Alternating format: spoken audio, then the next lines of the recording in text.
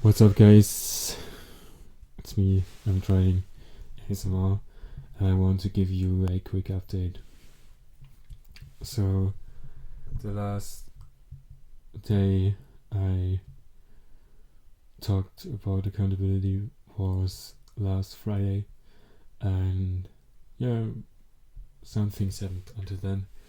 So, Saturday I sadly relapsed. I don't really remember what the cause of this was, but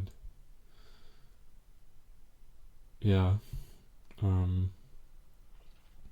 that was not so nice, and it really crushed my confidence, and I was in such a low mood. But I did still go to youth church yesterday. Anyway, not yesterday, Saturday, and a girl a girl talked about Psalms 139. That God has made each and one of us beautiful and special. I'm paraphrasing it poorly, but yeah. And suddenly, my ex-girlfriend comes in. I broke up with her a year ago, and she wasn't there in our youth group much since then, and yeah, that's not something I was really sad about, to be honest. And she's not a horrible person. I actually really liked much traits of her, but that's a different story why we separated. And but the thing is, I thought I was over her and didn't really care much about her. Of course, I wished her well and hoped for her to thrive. At least I thought that I wish her that. But yeah, I didn't really talk about much with her because I just wasn't in the mood. Yeah, because my confidence was so low from the relapse, and I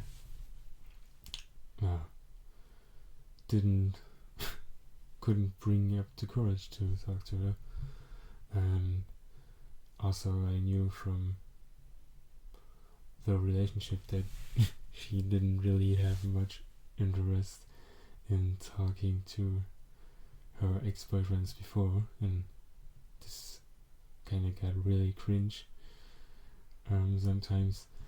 And anyway, I talked to a brother of mine and kind of listened to with one ear what she told other friends that talked with her, and I thought that I picked up that she has a new boyfriend, and somehow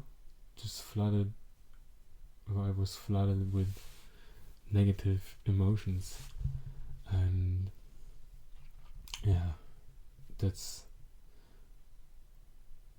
and I couldn't really grasp why I was so negative, or my body reacted so negative and strongly to that new information.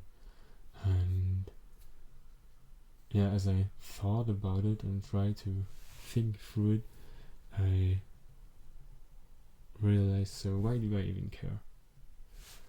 I broke up with her in the first place, and I wasn't happy in a relationship after all. Why do I care so much? And I came to the conclusion that yeah, I think I'm just attached to the validation from other people, and especially women or my romantic partners. And that's why I get attached so strongly, and it's so difficult for me to leave. Well, it was so difficult for me to leave, even when the relationship got really bad. And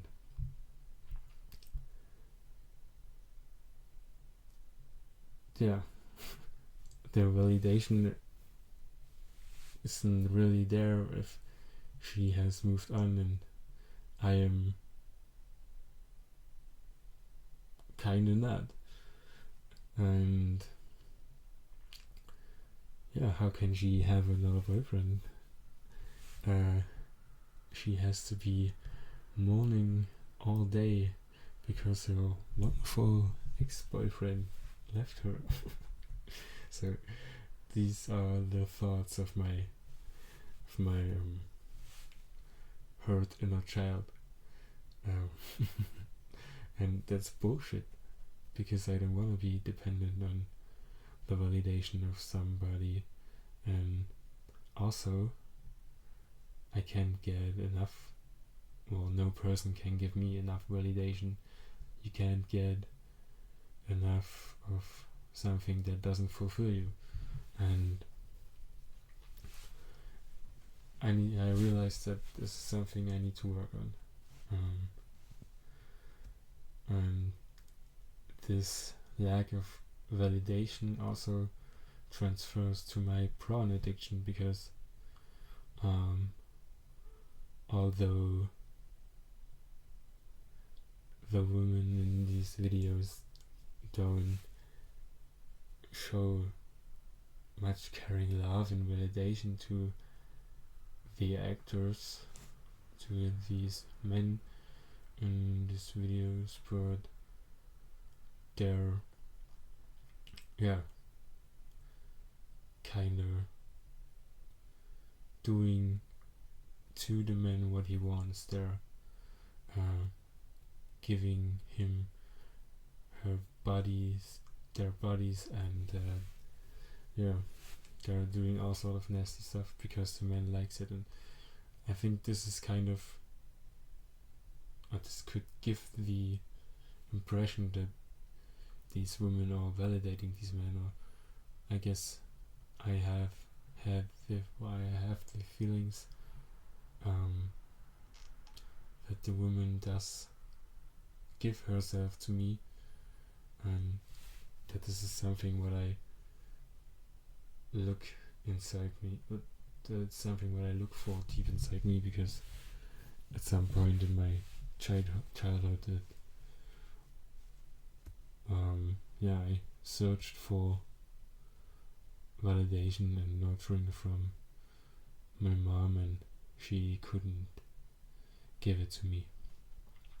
And I know this was kind of a painful but helpful insight, and so I'm kind of thankful for that, but it also was stressful to have these negative emotions. And so that was Saturday. Sunday was good, I didn't relapse, and today's Monday, and today I sadly relapsed, but I want to end the video with a good note. I watched a video about an evangelic preacher, and he shared the gospel with a young lady who was interested in a free Bible, and she told him that she had really stressful months. So her house burned down, and she was in a car accident, and the only one who wasn't hurt by it, that she's coming from a family of drug addicts, and she was only 20 years old and such a sweet girl. And I don't know, the way the preacher ministered to her also touched my heart, and it really touched me. And I, for the first time after a long while, I was able to surrender myself a bit more to Jesus and to accept what he wants to give me. And I'm really grateful for this experience, because that's something I haven't had for a long while, and it felt really good to finally let loose and let go of my stresses, and let go of all my fears and all the trying to be a better man and to be perfect, which I don't have to. I just have to accept him and his love, and that's my prayer to all of you who are watching and are not watching, that you learn to receive what Jesus has given, or what Jesus has done on the cross and wants to give you. And this is something that's so hard for me, because the last months I just looked at myself and what I was doing right, and mostly what I wasn't